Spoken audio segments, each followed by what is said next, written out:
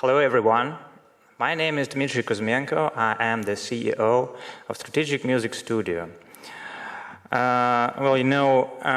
We've seen many things while working on creating sound for games, and we have collected some amount of experience going back to when we started in 2003. And I'd like to use this lecture to provide you with a series of examples, series of projects we've worked on to show you how our experience can help you. But first I need to say a couple of words about how our studio has grown over the years. So firstly, we saw our work as simply creating music, sound design, and voiceovers. Then we began to understand that we were doing something more. We were creating the audio atmosphere. And then we realized that it was the time to move beyond thinking only of audio. So we started to think of ourselves as the creators of atmosphere, of the atmosphere. Audio is just the tool we use to paint the atmosphere. And now we see our most recent stage as being involved in making games cool by creating its atmosphere. So, and our lecture is called Branding Cool with Audio. And I think we need to explore the idea of cool with you. So what really is cool? What does it have to do with audio in games? There is a variety of approaches to understanding this idea, the idea of cool. So some people might think, the people who develop games, they think that the game is cool if it has neatly optimized program code. Some may suppose that the art and the graphics are what makes game cool. And of course, maybe some of you might think that I didn't mention the idea of the game, like the main concept of the game.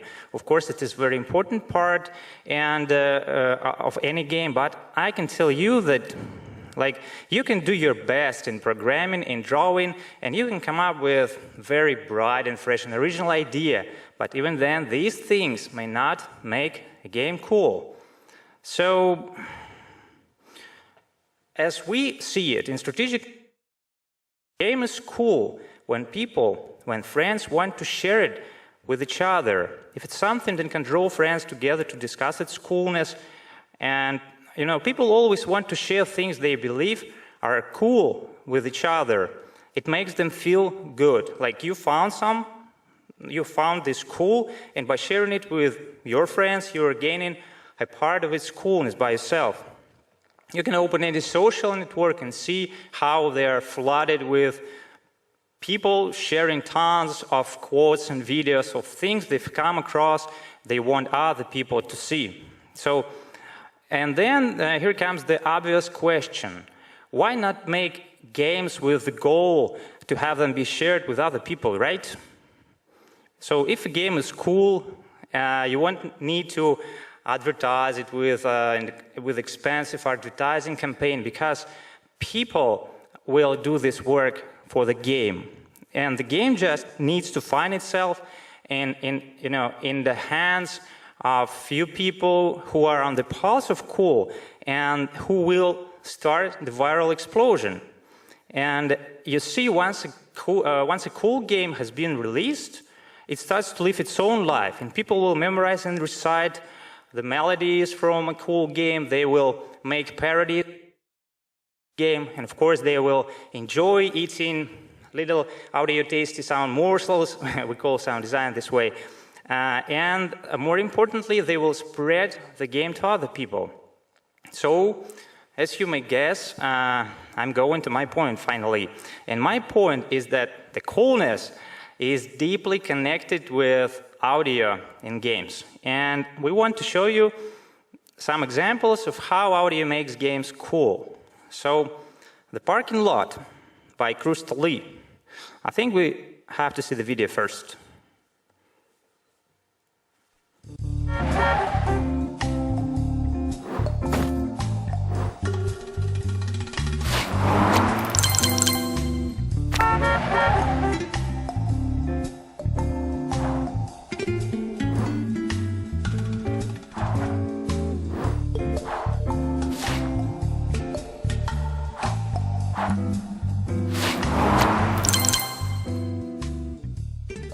Okay, so as you can see, this is a game about rearranging cars in parking lot. You have to pick a specific car and move it. So let's try to think, how would we share this game with our friends? Maybe something like that. Like, hey, Joe, check out this game. It's a very cool game. You have to pick a specific car and you have to move it backwards and forwards. It's just unbelievably cool. Something like that, right? And is it really that cool? And will Joe regretlessly dive into this game after hearing these words? Let's try to think about that. The graphics are okay, just fine, very fresh. The idea is fine, okay, again, and we didn't see any bugs, which tells us that the program code is neatly optimized in this game. But let's try to add something more to this game and see what happens next. Let's have a quick look at the next video. Oh! Hey, watch it! I never should have parked here. Oh, man. Ooh. This is ridiculous! Oh. Get off the road! Are you serious? So what did we do? We've added something, right? By adding these sounds, the audio actually became a unique defining feature of the game. And we added, of course, we added some humor. I think, would it be possible to add humor without audio? No, of course no. And we didn't just add humor. We were able to draw people and animals into these cars using only audio. We didn't involve any artists, you know. So I think that this game just became much easier to share with friends. What you have to need is to play this game among people with the volume turned on, and they will notice it. So now this game has more character, more life, more uniqueness, and it gives something to people to pay attention to. Okay, so the next example, Blossoms. Let's see the video first.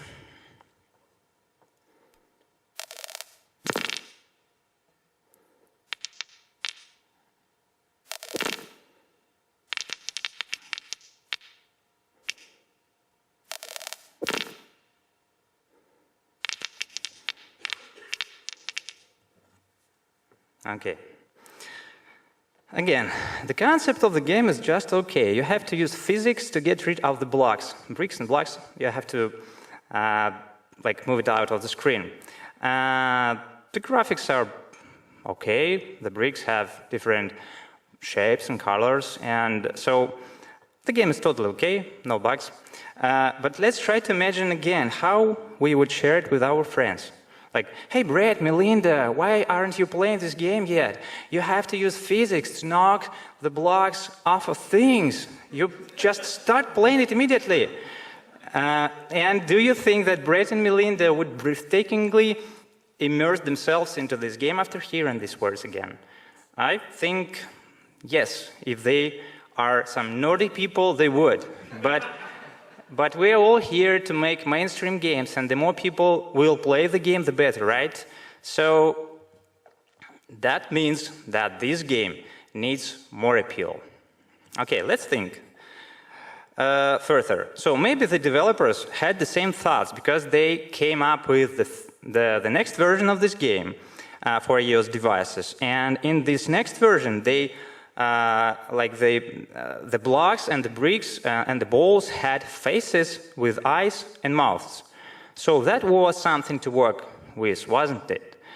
But just adding faces didn't make this game cool yet.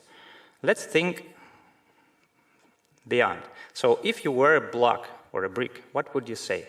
Let's try to imagine it. I think we all know what you would say. Something maybe like this.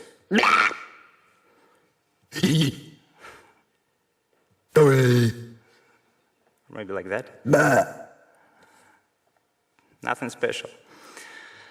But I again encourage you to take this idea a little further. So let's pretend that we have some blocks and bricks and balls which are a bit smarter and they have something more to say. So they've got some intellect. And so firstly, we convinced the developers that these guys, square and round guys, had something to say. And me and Will, we sat at the office and we came up with a huge spreadsheet with phrases for all situations happening in the game. We made all these blocks, bricks, and balls talk.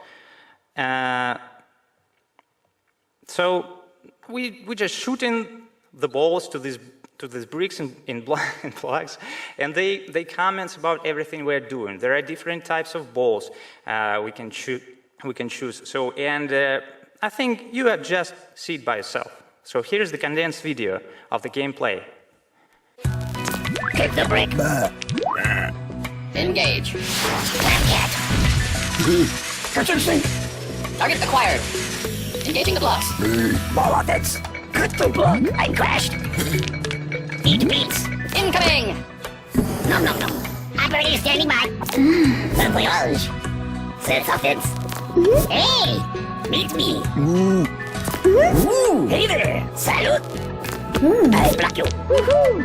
Bomberito. Answer that. Picnic is finished. Ugh. I don't like you. How old are you? Move! Oh, please! Wow! No! That boy talk. No! Boing! Angry blocks. Touche! Oh no! Whoa! Those blocks. Balalaika. So according to our idea, immediately after this lecture, you have to buy this game and try it by yourself. Okay, so there became a whole dynamic world of interactions between these blocks and bricks, and we facilitated with phrases, and it completely reimagined the game into something real bigger.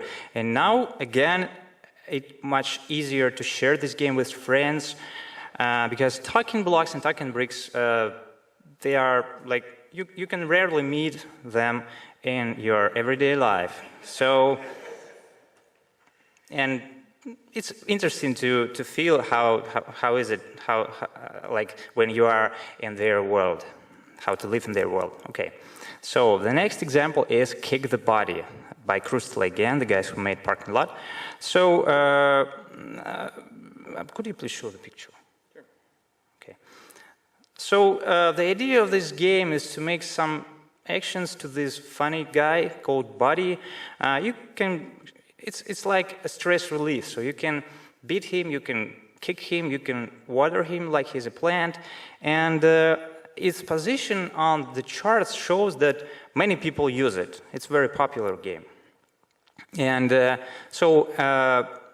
first version of this game, this guy, he kept silence, so he didn't have even a mouth. And we suggested that to correct this issue, and the developer, he did it especially for us. So now he uses his feature, this new feature, like Buddy has his own voice to market the game.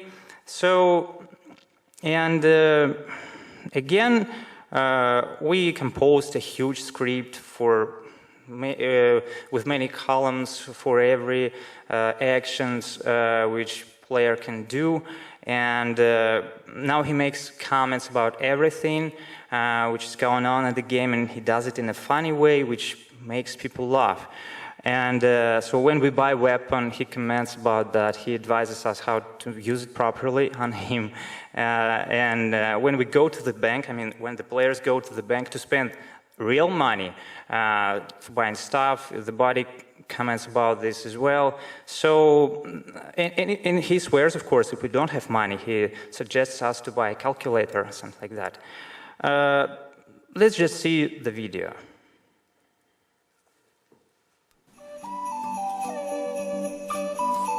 Here is my box land. Give me your money. Buy some fun. Oh yeah. Make more money. Splendid. That's not good. I'm a pacifist. What's wrong with you? Stop! I'm out. What's going on? I don't like it.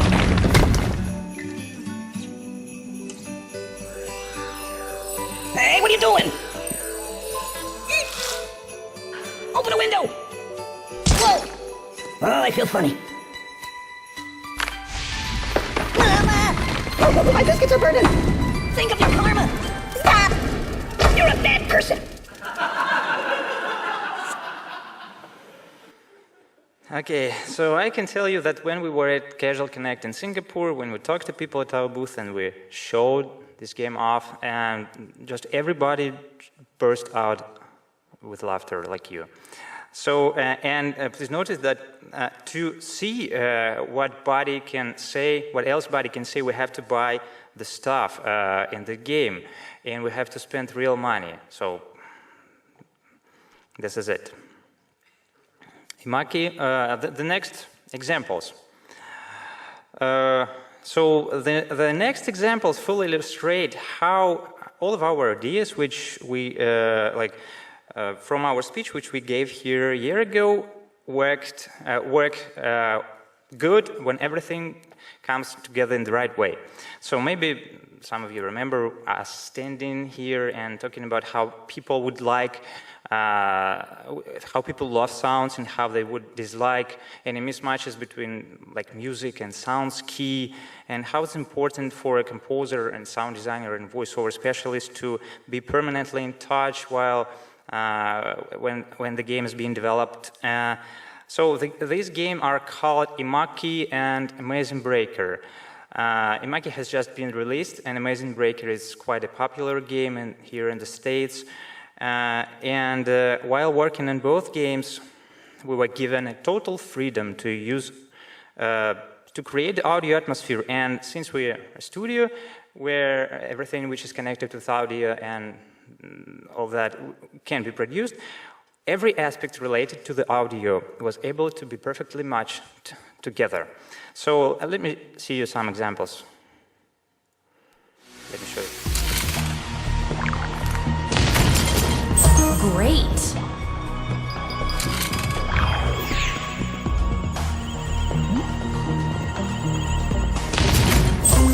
Outstanding.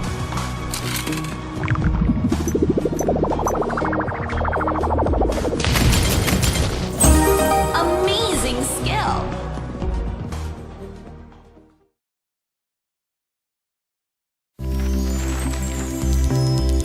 Let's begin.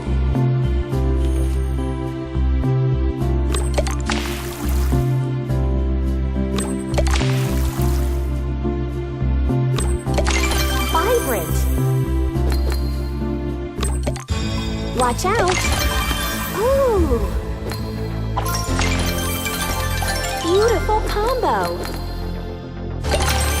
Excellent!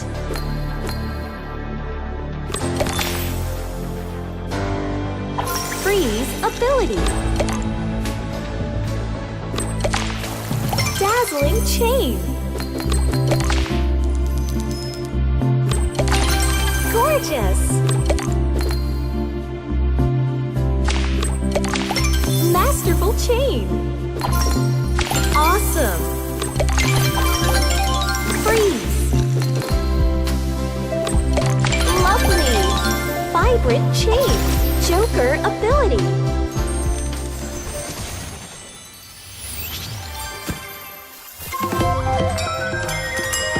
You've earned 3 stars!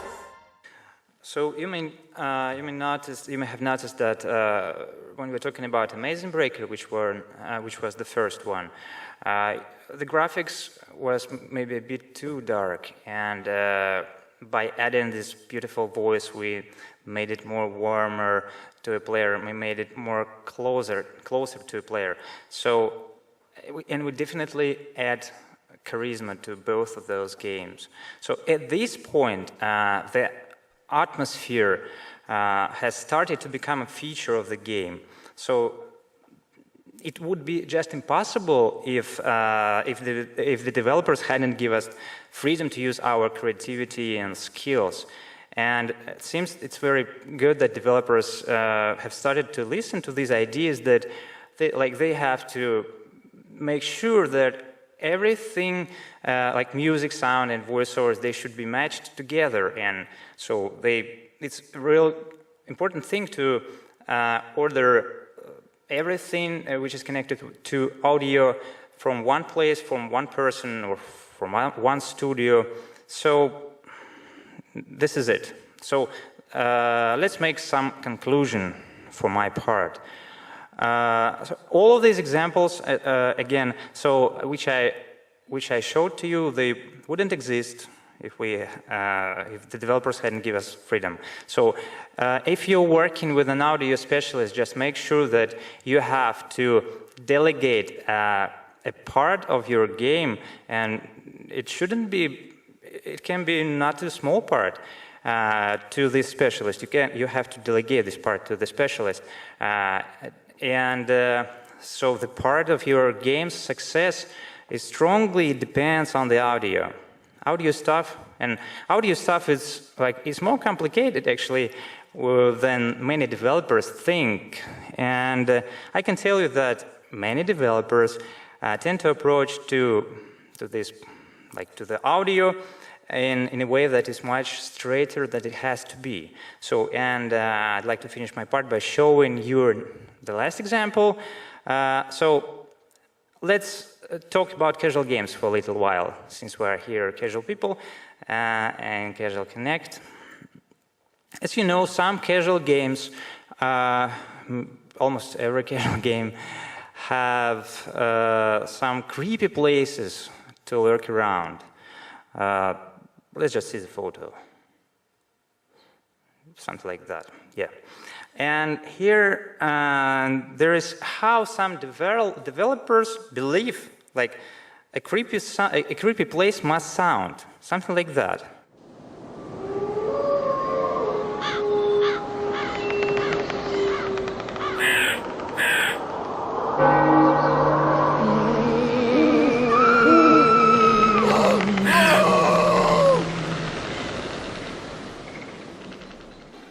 Okay, so it is real. We've been working on many games. What do we see here? The sound information tells us exactly the same thing as the picture. And why to double it? Let's not assume that our players are stupid, and let's build something more for them. People actually have eyes, and they see what is drawn on the picture. And moreover, the music is the whole language with tons of different emotions besides feeling desolate or depressed. And musicians, they spend much time to learn this language, 10 to 15 years. And so why not using it? Why let it go to waste by thinking too rigidly?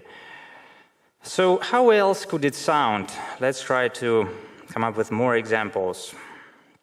Okay, maybe like that.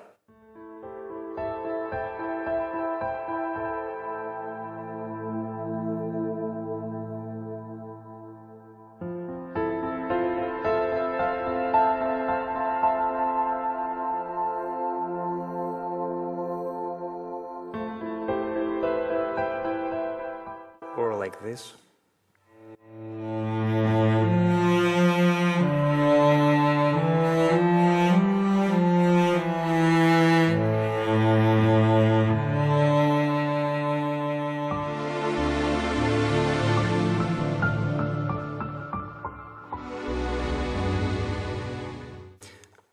The last one.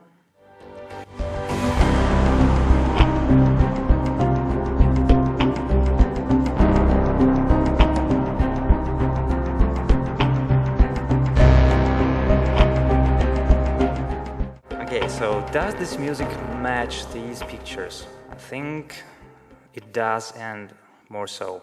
So I hope you can see from these examples that the coolness of the game can strongly be affected by the studio's approach to its audio.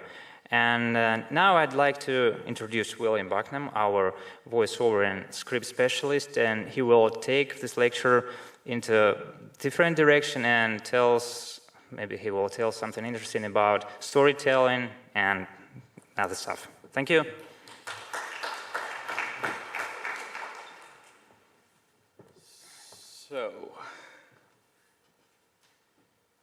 Hello, everyone. So, as a voiceover director, I've worked on a lot of games, and I've noticed a few things, which is that a lot of developers think they have great ideas about scripts, and I'm mostly talking here about casual games, not like little iOS games, but the same is true. And what I think every game developer needs to realize is that games are a narrative art form, which means every game tells a story. Even Super Mario, it tells a story. It's a story about a plumber and a princess, and we know that. Every game has a story, and that's something that you have to capitalize on, because if people are going to talk about their game, they need to understand the story enough that they can explain it to other people so that more people will play the game. If you're playing a game that doesn't make any sense, how are you going to explain that to other people? I'm playing this really cool game. I don't really know how to explain it. It's really confusing. That's not a good endorsement for the game, no matter how fun the game actually is. So it's something you need to pay attention to. So to kind of get into this idea, I want to look at another narrative art form, which is television. I think that people that make games should pay attention to television because there's lots of interesting things happening in television that you can learn from. So I want to talk right now, what's cool in television? And if you're going to look at what really is dominating cool in television right now, it's HBO. HBO is by far producing more hits that are taking over Twitter, that are taking over DVD sales, and everyone's posting about them on Facebook. So let's just look quickly at some titles. So HBO, they're making all of these. They've made Game of Thrones, Girls, Entourage, Flight of the Conchords, Curb Your Enthusiasm, True Blood, Sex and the City, The Wire, Real Time with Bill Maher, which you can't probably base a game off of that, but it's the biggest hit of that kind of show. The Sopranos, Deadwood, 6 Feet Under, all of these shows are massive, massive hits. They're doing something at HBO better than everybody else. What are they doing? What they're doing is they're spending more time and energy on pre-production. They pick the best writers and scripts early on. They give full control to the directors and producers to create a vision for the project, and they focus on originality and good stories above everything else. So if you know how that's different than the major television networks like ABC or CBS, what you have is people in a boardroom thinking, who's going to buy the most of this? How can we get most people sitting in a room?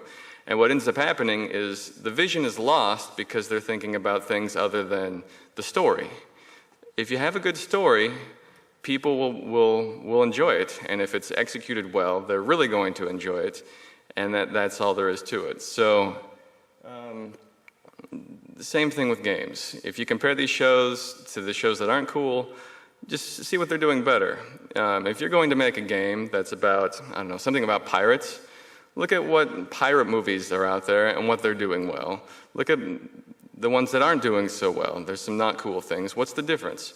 Same thing. And also, the stories, the character development are phenomenal in the better stories, so you have to have good characters. They have to be interesting, they have to be unique, and either the humor has to be great or at least good most of the time.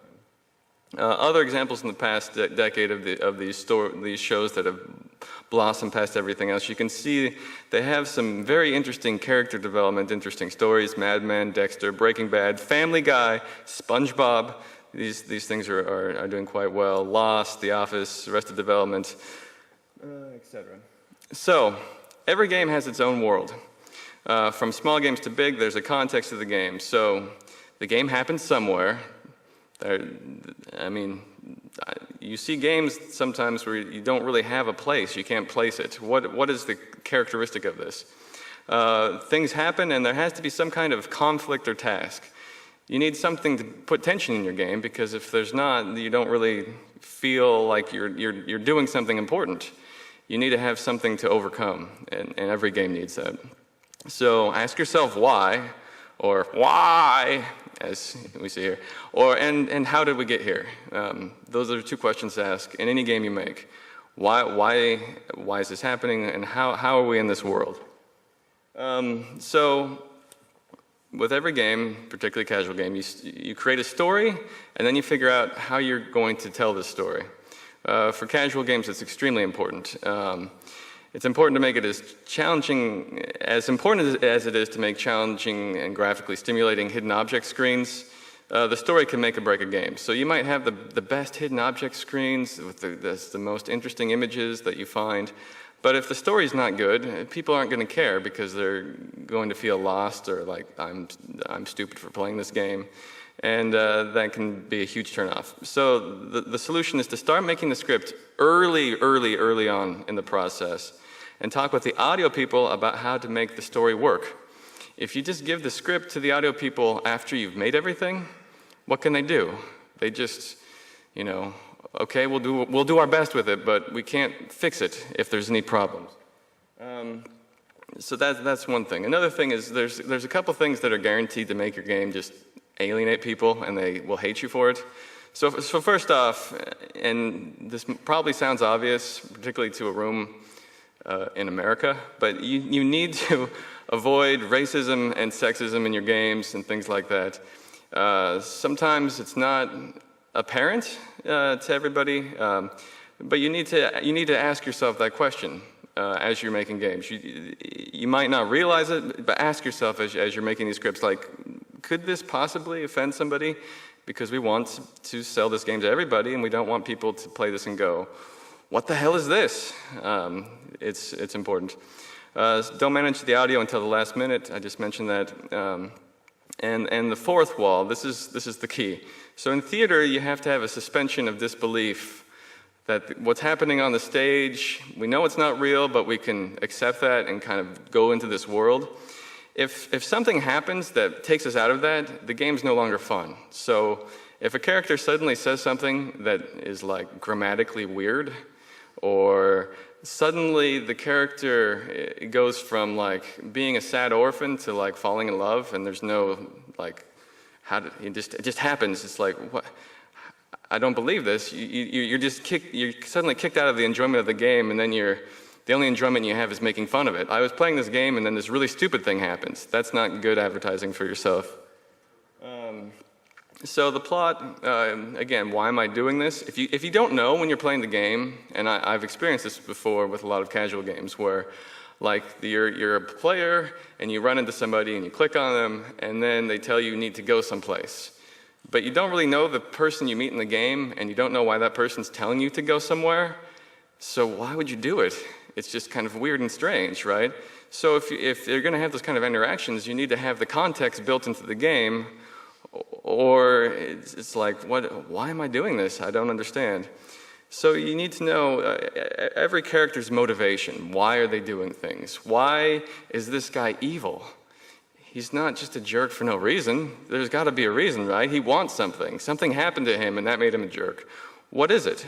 Explain it throughout the game. Give us, those are the best evil characters, the ones that have a reason to be evil, not just because they happen to be a witch or a vampire. But there's more to it. Put that into the game. We like that. So you need to be emotionally believable, even if the plot's somewhat unrealistic or fantastic, and that's what good fantasy and sci-fi is. They're real people in unreal situations, not unreal situations with unreal people, because then you can't connect to anything. So you need that connection. So I got a couple examples here. How do I? This one. Okay. So common plot problems, and I've shown you here some of the worst movies ever made. I don't know if have you seen these? Yeah? No? These movies all have problems with, they could never be successful because the plot's stupid. What was good about The Mask? Jim Carrey. So let's make a sequel, we'll take Jim Carrey out of it, and we'll use a baby instead. Yeah, that's gonna work. There's no way that movie would ever work. They should have known better. And this movie lost like millions of dollars because of it. It's obvious. So there's sort of the same sort of things we find in games. So I'll play you an audio of kind of a typical situation that you'll find in some games. Here's just listen to it and see if you can find maybe some issues about why people might not be too interested in this. Long, long ago, the Miller family was the best family in all of Rockburg. John Miller was elected mayor and was well respected by all, until, that one night when everything went wrong. The curse of the Witch of Rockburg turned him and all the citizens of Rockburg into prisoners of this bewitched town. None could leave and would be forever preserved as ghosts as long as the curse persisted. Now, maybe you've played this game before, or maybe you've played this game a million times. It's a cliche. There's too many games that sound like this. You need to be more unique. If you want to make a game with ghosts or with curses, you have to really try hard not to make it sound like every other game like that. So that's the first thing. You need to avoid that. I have a little video for you.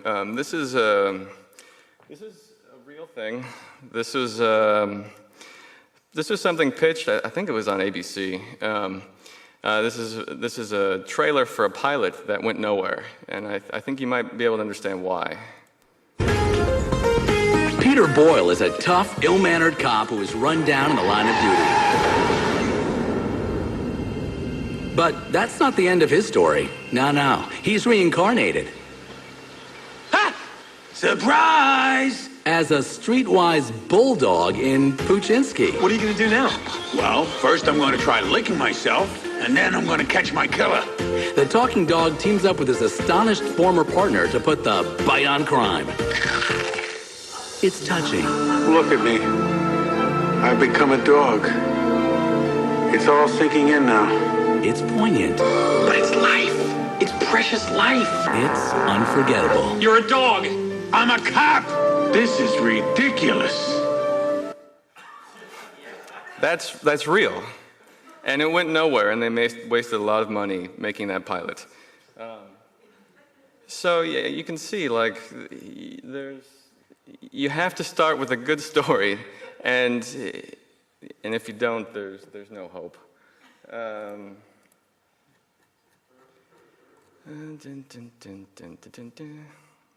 me get back to this. So, and then you can watch that at home after this is put online. A couple more common problems. This is really, really common in casual games. There's an inappropriate emotional reaction. So a character just discovers something really big, like that their parents were killed and they didn't know it, or that they have a sister and they didn't know it, or something like that. And that's not good if the reaction is like completely disconnected to the reality that a real person would have.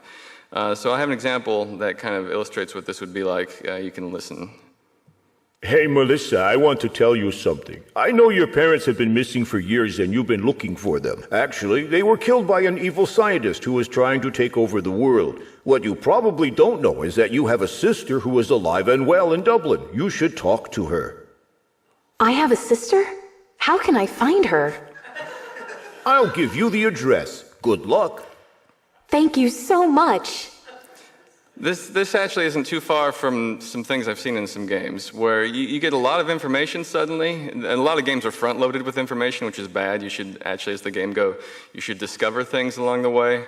When you get everything at once, there's no way for a character to handle that, and as a player, you can't take it seriously. So I have kind of another thing, which is, you might notice I kind of have a Western theme on today. So if you saw me and you never seen me before, and maybe if my shirt was tucked in and I was wearing Wrangler pants and boots, you would expect me to speak a certain way, like, howdy y'all, welcome to Casual Connect Conference 2012. I'm your speaker today, and we're going to talk about voiceovers, right? But, in games, you have an image, and the character needs to match that image, and if it doesn't, it's really jarring, because every time you see something, it won't fit. And one thing that happens with people, particularly like more common with foreign companies that translate their games into English, they'll try to make the game cool using cool English, but it doesn't match the character. There's something missing because of maybe class issues. You have wealthy people that speak like cool people and things like that. So I want to give you kind of two examples. Same story. One is sort of more typical of problems, and one is a little better. So hear the difference. Are you meeting Douglas tonight? Yes, Father. He's taking me to the place on the river again. You know, where we had a brunch with the Spencer Wilsbys before seeing the cricket game. Great, dear. Oh, speak of the devil. That must be him arriving now out there. Hey, everyone. Good to see you. How are things going here? It's so great, Douglas. Just great. So, what's the news? Hey, you wouldn't believe it, Christine. I just got back from going on a good old hunt with Harold Morris and their university friends. Actually, I did really good and killed these pheasants here, which I'd like to give you all as gifts. Good job, Dougie. Thanks a lot. Hey, Philip, get the pheasants from Doug's car and bring them in. So that's, an example that you have some contextual problems. The voices don't match. Kind of an upper class situation, but the people are speaking, I don't know where they're from, but it doesn't sound like they're from a nice manor, maybe somewhere in England. Let's try a little bit different. Chrissy, dear, are you meeting with Douglas again for dinner tonight? Yes, Papa. He's taking me to that wonderful place on the river again. You know, where we met the Spencer Wilsbys for brunch before attending that cricket match. Ah, that's great, dear. Oh, look, dear, I think that's him arriving now.